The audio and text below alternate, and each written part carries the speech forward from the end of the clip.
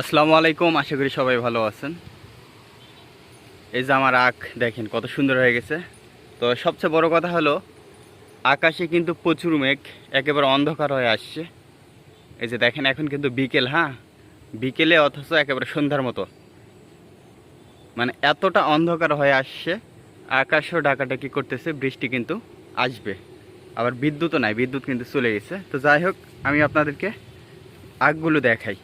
আজকে মূলত পাতাগুলো ছিঁড়ে দিলাম। এই যে দেখেন পাতা ছিঁড়ে দিচ্ছি। পাতা ছিঁড়ে দেওয়ার জন্য আপনারা একটু ভালো করে লক্ষ্য করেন। পাতা ছিঁড়ে দেওয়ার জন্য এই যে দেখেন আখ কিন্তু সাদা সাদা হয়ে গেছে। হ্যাঁ, আজকে দুপুরেই পাতা ছিঁড়ে দিলাম। তো এইবারে আসলে আখ ভালো হয়নি। দেখেন কত চিকন, কত চিকন। হ্যাঁ, সবগুলো না অবশ্য, কত চিকন। যেমন এটা স্বাভাবিক আছে, এই যে এটা আবার কত চিকন দেখেন। হ্যাঁ, এদিকের আখগুলো আবার মোটা মোটা, এই যে এগুলো মোটা।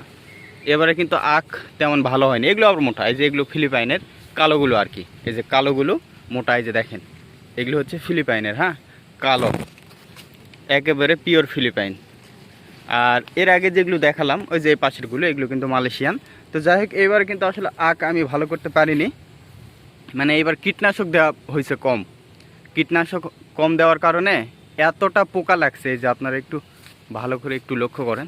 এই যে দেখেন পোকা, এই যে পোকা, এই যে পোকা, মাথায় আরও পোকা আছে। তো আসলে আখে যদি পোকা লাগে তাহলে কিন্তু আখ একেবারে ভালো হবে না, মাথা হয়ে যাবে চিকন। তো আজকে 8টার মতো আখ আমি কেটে ফেলে দিলাম পোকার জন্য। মানে মাথা নষ্ট হয়ে গেছে, সেগুলো আর বড় হবে না। মানে এক কথায় মাথা নষ্ট হয়ে গেছে, মাথা আপনি আর বাড়বে না।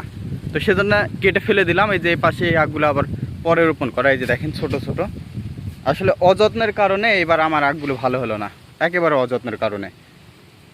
এই যে দেখেন আবার খুঁটি দিতে হবে, আখগুলো পড়ে যাচ্ছে।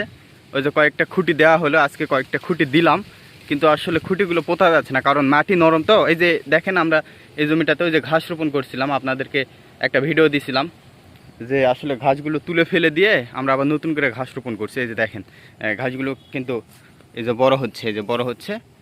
ভিডিওটা আসলে ভালো লাগতেছে না, কারণ একেবারে অন্ধকার হয়ে গেছে। এই যে দেখেন অনেক আগাছা হয়ে গেছে। এই যে এটা মূলত হচ্ছে আমাদের সেই ঘাসের জমিটা, যেটা আসলে রোপণ করলাম। আর ওই যে পাশের ওগুলো কিন্তু আসলে আমরা ঘাসের গোড়াগুলো তুলে ফেলে দিচ্ছি, আমরা আবার ধান রোপণ করব।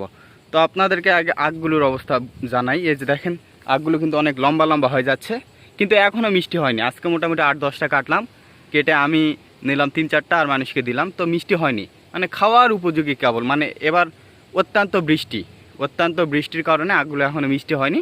তবে মিষ্টি হবে, দেরি আছে, সময় আছে, এখনও 2-3 মাস পরে কিন্তু মিষ্টি হবে। এখনও আখ মিষ্টি হওয়ার সময় হয়নি। আর আরও একটু হতো মিষ্টি, কিন্তু আসলে অতিরিক্ত বর্ষার কারণে হয়নি মিষ্টি।